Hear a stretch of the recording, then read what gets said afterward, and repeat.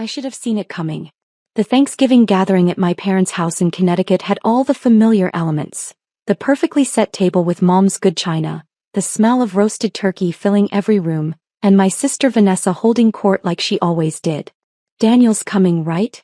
I heard Uncle Rick ask as I pulled into the driveway at exactly 5:47 p.m. Unfortunately, Vanessa's voice carried through the open window. Mom insisted, though I have no idea why we keep inviting the family disappointment. I was 31 years old and nothing had changed since we were kids. Vanessa was the golden child. Harvard MBA director at Goldman Sachs, married to a cardiac surgeon, 2 perfect children. I was the quiet one who played with computers in my apartment. "Daniel." Mom greeted me at the door with a hug that felt more obligatory than warm. "You're here. Did you take the train?" "I drove." "Oh." Her smile tightened. "Well, come in. Everyone's in the living room. Try to mingle, okay? Your sister brought some of her colleagues from the firm." The living room was packed with Vanessa's world. Her husband Brad stood by the fireplace discussing golf handicaps with Dad. Her 2 kids, Emma and Jackson, were showing everyone their latest academic awards. And Vanessa herself sat on the cream sofa, surrounded by 3 impeccably dressed women and 2 men in expensive suits. "Danny," she called out, using the childhood nickname I'd asked her to stop using years ago. "Come meet my team from Goldman. Everyone, this is my little brother Daniel. He does computer stuff." "Nice to meet you," I said, shaking hands with each of them. "What kind of computer stuff?" asked Marcus, one of the men. He had the polished look of someone who'd never questioned his place in the world. "Software development, mostly." "Oh, coding," one of the women said brightly. "My nephew does that. He's 17 and quite good at it." "How interesting," another chimed in, her tone suggesting it was anything but. Vanessa laughed. "Daniel's been doing the same thing since college. Very dedicated to his little projects. Mom and Dad keep hoping he'll get a real job, but..." She shrugged dramatically. I nodded and moved toward the kitchen, where Aunt Carol was helping Mom with final preparations. "There he is," Aunt Carol said warmly. She'd always been kinder than the rest of the family. "How are you, Daniel?" "I'm well, thank you. Still enjoying your work?" "Very much." Mom turned from the stove, her expression concerned. "Daniel, your father mentioned you're still in that same apartment in Brooklyn. Have you thought about looking for something nicer? Maybe if you applied to some bigger companies, Google or Microsoft, you could afford a better neighborhood." "I'm comfortable where I am. It's just that you're 31 now," she continued, lowering her voice. "Vanessa had made VP by your age. We worry about you." Dinner was called and everyone filed into the dining room.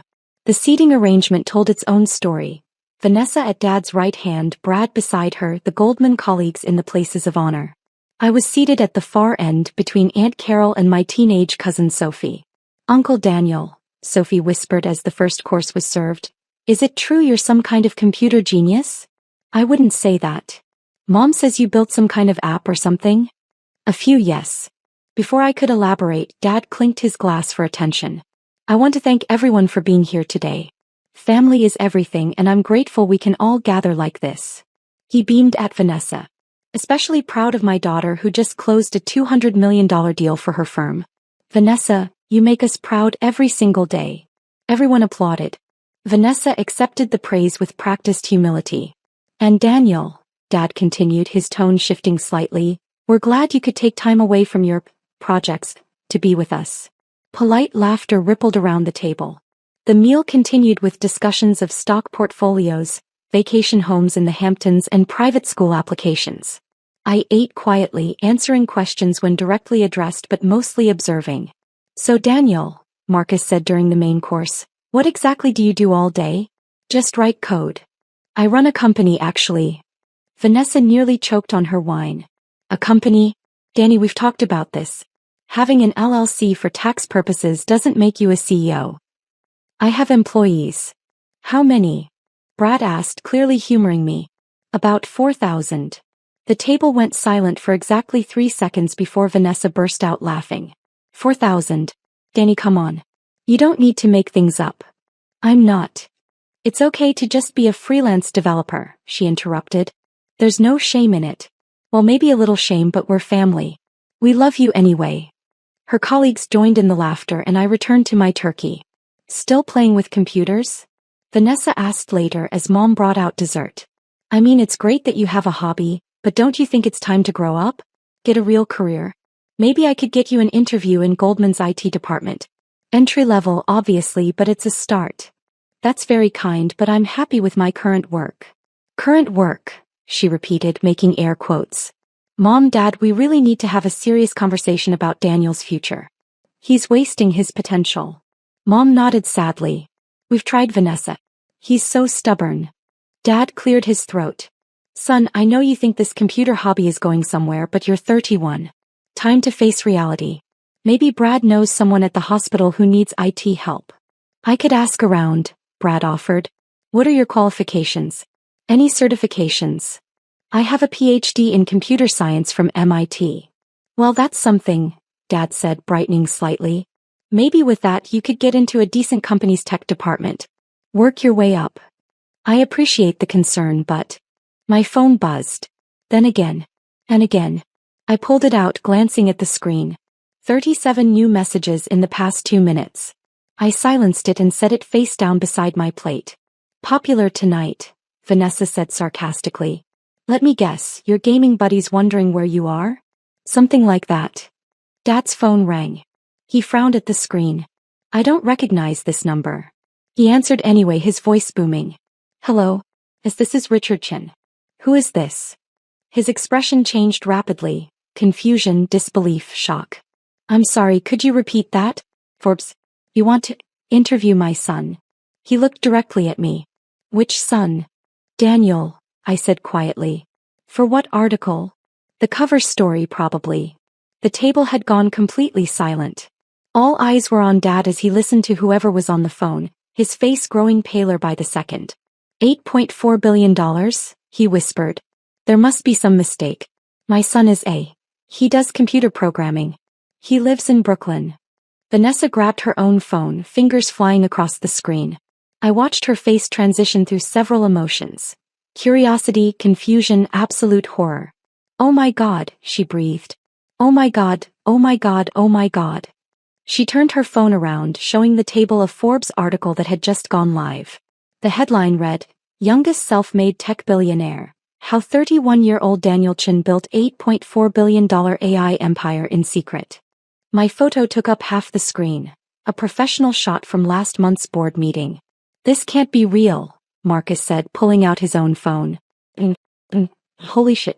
Chandra, you're that Daniel Chin? Yes. Your company's AI platform powers half the Fortune 500 cybersecurity systems. 63% actually. As of last quarter. Mom had found the article on her tablet. She was reading aloud, her voice shaking. Daniel Chin, founder and CEO of Chandra AI, has disrupted the cybersecurity industry with revolutionary artificial intelligence systems that predict and prevent digital threats before they occur. His company, valued at $8.4 billion in its recent Series D funding round, employs over 4,000 people across 6 countries and counts Amazon, Apple, and Microsoft among its major clients. You said Microsoft, Dad interrupted weakly. Earlier. You said you could work at Microsoft. They're one of our biggest clients. They pay us $47 million annually for our enterprise security platform. Brad had gone white. The hospital just signed with Chandra AI. We paid $3.2 million for a 3-year contract. Yes, I signed off on that deal personally. Good hospital. You have excellent patient data security needs. Vanessa was scrolling frantically through her phone. Your net worth. Forbes estimates, $2.7 billion. Your personal net worth is $2.7 billion. It fluctuates with the stock valuation. Last week it was $2.9 billion, but the market's been volatile. One of Vanessa's colleagues, Jennifer I think, had pulled up my company's website. Your board of directors includes 3 former government cybersecurity chiefs and the ex-CEO of IBM. You're listed as founder and chairman. Thank you. I prefer to stay involved in day-to-day operations. Dad was still on the phone with the Forbes journalist, listening in stunned silence. When he finally hung up, he just stared at me. They want to do a cover interview. Next week. They're sending a photographer to your headquarters. We have offices in Manhattan. The main campus is in Brooklyn, actually near where I live. Made sense to keep my commute short. Your apartment. Mom whispered. That's not an apartment, is it? It's the penthouse in the building I own. 12,000 square feet. I bought the building 7 years ago when the company started taking off. Seemed like a good investment. Vanessa's hands were shaking. The Goldman deal I closed. The $200 million deal Dad was so proud of. That's less than what your company makes in a month. Our Q3 revenue was $847 million, so yes. Though to be fair, revenue isn't the same as profit. We only netted $312 million that quarter. Heavy R&D investment period. The table had erupted in chaos. Everyone was talking at once, phones out, pulling up articles, LinkedIn profiles, news stories. Apparently, my company had been featured in the Wall Street Journal last month. TechCrunch had done a profile in September, and Bloomberg had named me to their 40 under 40 list. How did we not know? Mom kept repeating. How did we not know? I tried to tell you. Multiple times. At last year's Thanksgiving, I mentioned the Series C funding round. You said it was nice that I had little projects to keep me busy. Series C. Dad looked ill. That's the one that valued your company at $5.2 billion. $5.7 billion, but yes. Aunt Carol, bless her, started laughing. Not mockingly, genuine, delighted laughter. Oh, Daniel. All those times they called you the family disappointment. All those times Vanessa bragged about her salary. How much do you make? One of Vanessa's colleagues asked me directly. Annually. My salary is $400,000. But with stock options and dividends, last year's total compensation was around $180 million. Vanessa made a sound like she'd been punched. I make $340,000 a year. I thought I was doing so well. You are doing well, I said honestly. You've built a great career. Don't patronize me. She stood abruptly, her chair scraping against the floor. You let us mock you. For years. You sat there and let us treat you like a failure. You never asked what I actually did. You just assumed. Because you live in Brooklyn. You wear jeans and t-shirts. You drive a 10-year-old Honda. I like my Honda. It's reliable. And I own a Tesla and a Porsche, but they're impractical for city driving. Dad's phone rang again. Then Mom's. Then Vanessa's. Word was spreading fast. The Forbes article had gone viral on LinkedIn and Twitter. People we knew, people who'd dismissed me at family gatherings for years, were suddenly very interested in reconnecting. Mr. Chin, Marcus said carefully, I don't know if you remember, but we met briefly at an industry conference 2 years ago. I'd love to discuss. You told me I should consider going back to school for an MBA if I wanted to be taken seriously in business. His face flushed red. I don't recall. You also said that technical people rarely make good executives because they don't understand markets. Then you asked if I'd ever considered sales. Jennifer had found a video interview I'd done with CNBC last month. She played it at full volume. My voice discussing AI ethics and the responsibility of tech companies to prioritize security over profit.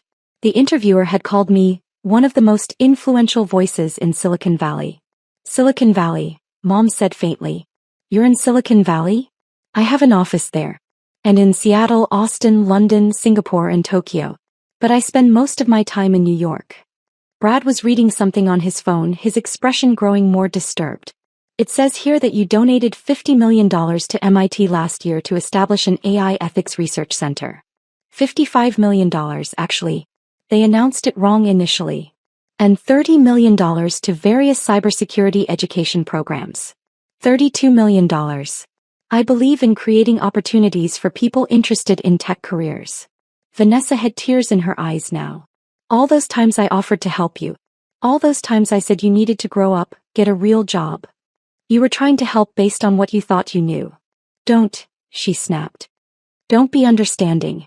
Be angry. Yell at us. Something. Why would I yell? Because we treated you like garbage. For years. Another phone buzzed, Sophie's this time. She gasped. Uncle Daniel, you're trending on Twitter. #3 worldwide. The hashtag is #secretbillionaire. I checked my own phone. My assistant had sent 17 messages, my PR team was in crisis mode, and my board chairman wanted an emergency call about managing the media response. I need to make some calls, I said standing. Excuse me. I stepped into Dad's study and spent the next 30 minutes on damage control. The Forbes article was supposed to publish next week, after I'd had time to prepare my team. Someone had leaked it early and now we were scrambling. When I returned to the dining room, the atmosphere had completely changed. The Goldman colleagues were gone. Apparently they'd made uncomfortable excuses and left. Vanessa sat alone at the table, her perfect makeup ruined by crying. Mom and Dad stood by the window holding hands and looking shell-shocked. Brad was in the corner on his phone, presumably explaining to hospital administrators how he'd just had Thanksgiving dinner with Daniel Chin without recognizing him. The photographer will be here in 20 minutes, I announced. Forbes wants family photos for the article. They think it adds human interest. You can't be serious, Vanessa said. Unfortunately I am. They're very insistent. Something about the family that didn't know they were dining with a billionaire being too good a story to pass up. Daniel, Dad started, his voice hoarse. I don't know what to say. I'm so sorry. We didn't understand what I was building. No, you didn't. But you also never asked. We should have, Mom said, crying now. All those times you tried to explain and we dismissed you. The doorbell rang. I opened it to find a Forbes photographer and journalist, along with 2 assistants carrying equipment. Mr. Chin, the journalist, a woman named Rebecca, greeted me enthusiastically. We're so grateful you agreed to the family shoot. This is going to be an incredible story. The modest billionaire who kept his success secret from his own family. I didn't keep it secret. They just didn't listen. She laughed like I'd made a joke and ushered her team inside. The next hour was surreal. The photographer posed us in the dining room, around the Thanksgiving table with its half-eaten meal. Vanessa had repaired her makeup but looked miserable. Mom and Dad tried to smile but mostly looked stunned. I stood behind my chair, one hand resting on the back, looking directly at the camera. Perfect, the photographer kept saying. This is perfect. The American dream right here. Rebecca interviewed each family member. Dad's voice shook as he admitted he'd called me a disappointment. Mom cried while confessing she'd thought I was wasting my life. Vanessa refused to be recorded at first, then finally spoke in a flat monotone about underestimating me. And Mr. Chin, Rebecca turned to me, how does it feel to be here tonight after years of being seen as the family failure? I was never a failure. I was just quiet about my success. But they mocked you, belittled your work. They judged based on incomplete information. People do that. Are you angry with them? I looked at my family, my sister who'd spent decades treating me like a disappointment, my parents who'd wished aloud I was more like Vanessa, the relatives who'd pitted me at every gathering. No, I said honestly. I'm not angry. I'm just tired of being invisible. After Forbes left, we sat in the living room. The silence was heavy and uncomfortable. What happens now? Vanessa finally asked. The article publishes Monday. It'll be the cover story. After that, things will be different. Different how? You'll all be known as my family. People will connect you to me. Your colleagues, your clients, everyone will know you're related to the secret billionaire. I used air quotes around Forbes' chosen nickname. Dad winced. The golf club. Everyone at the club will know I spent years telling people my son was just a computer programmer. You weren't wrong. I am a computer programmer. I just also happen to run a company. A company worth $8.4 billion, Brad said quietly. He'd been researching on his phone. Your smallest investor, the one with just 2% equity, has a stake worth $168 million. The early investors did very well, yes. Mom stood up suddenly. I need to call everyone. My sisters, the Johnsons, everyone who was asking about you at Bridge last week. I told them you were still trying to figure out your career. Maybe wait until after the article publishes, I suggested. Give people time to see the story first. Daniel, Vanessa said, her voice small, all those times I offered to help you get a job at Goldman. All those condescending offers to let you work in IT. You were trying to help. No, I was trying to feel superior. I was trying to keep you beneath me because it made me feel successful. She laughed bitterly. God, you probably make more in a week than I'll make in my entire career. Success isn't just about money. Don't, she snapped again. Don't do that. Don't be generous. I don't deserve it. My phone buzzed with a message from my assistant. CNN wants an interview. NBC wants you back. Bloomberg is requesting a sit-down. What should I tell them? I typed back, schedule them for next week. After the Forbes cover drops. There will be more interviews, I told my family. More articles. This is going to be a big story. The tech billionaire who hid in plain sight. My PR team thinks it'll dominate the news cycle for at least a week. And we'll be in all of it, Dad said. The family who didn't recognize success when it was sitting at our dinner table. Probably yes. Aunt Carol, who'd been quiet through most of this, finally spoke. For what it's worth, Daniel, I always knew you were special. Even when you were little building those computers in your room, I knew you'd do something remarkable. Thank you, Aunt Carol. Though I will admit, she added with a small smile, $8.4 billion is more remarkable than I anticipated. That broke some of the tension. A few people laughed nervously. What do we do now? Mom asked. I mean right now. Tonight. I looked around at my family, imperfect, judgmental, but still my family. We finished Thanksgiving dinner. The turkey's getting cold and dessert is waiting. You want to just eat pie? After everything? Vanessa looked incredulous. Why not? It's Thanksgiving. We're together. That's what matters, isn't it? We returned to the dining room. The meal continued, but everything had changed. Where before they dismissed my opinions, now they hung on every word. Where before they talked over me, now they waited for me to speak. It was uncomfortable in a different way. As we ate pumpkin pie, Dad's phone buzzed with a message. He glanced at it and paled. It's Richard Johnson.